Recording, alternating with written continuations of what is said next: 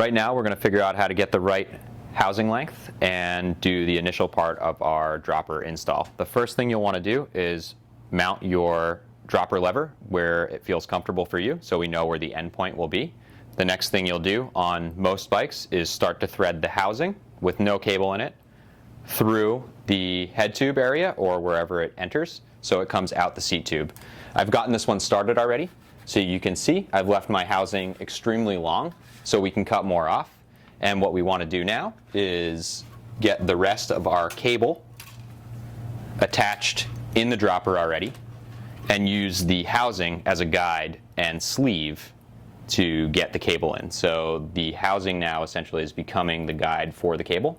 So we will slide this in, and this will give us our depth and allow us to find our saddle height while giving us the right housing length at the same time.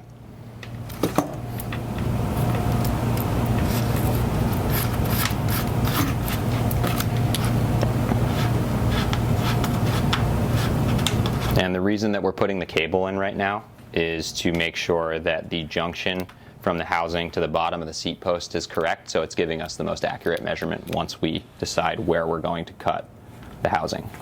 So now that we have this all attached in the bottom nice and snug, you're going to set your seat post in the bike and measure whatever your saddle height would be.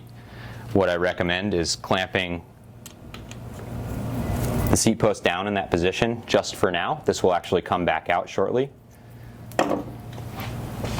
Give the housing a little push back down to make sure everything is seated, and slide your housing through and figure out what length you want. Now when we're figuring out the length, again, what we want to do is make sure that the handlebars can turn all the way without pulling on the housing.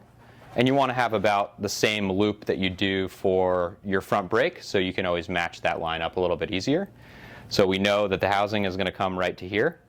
Instead of cutting it, because the cable is in the housing right now, we're just going to crimp it and mark it so we know that's where we want to cut our housing.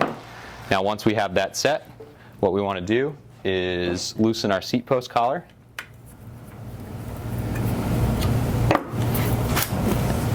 Hold your housing and slide everything back out.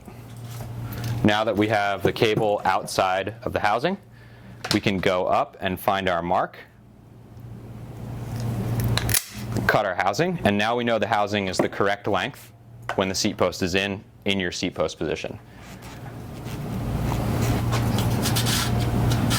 So what I'm doing now is sliding the housing back through so that we can fish the cable back through. So if you'll notice, what we're doing here is figuring out how far down the housing needs to be and what the loop is going to be once it's all actually installed. You can't do that when the housing is up here. Do you see how short it is at the top? This obviously would be the wrong length, and it would be very difficult to figure out exactly what this length is in this position. So you do need to have the seat post in at your saddle height depth to figure out what this loop is going to be, which is why we just did that procedure, even though it seems a little bit redundant. So now we can slide our cable back through.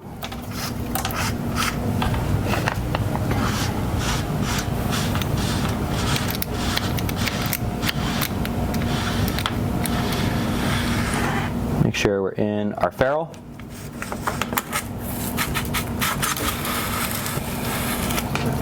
Go down to your saddle depth. Snug your binder bolt on your seat post.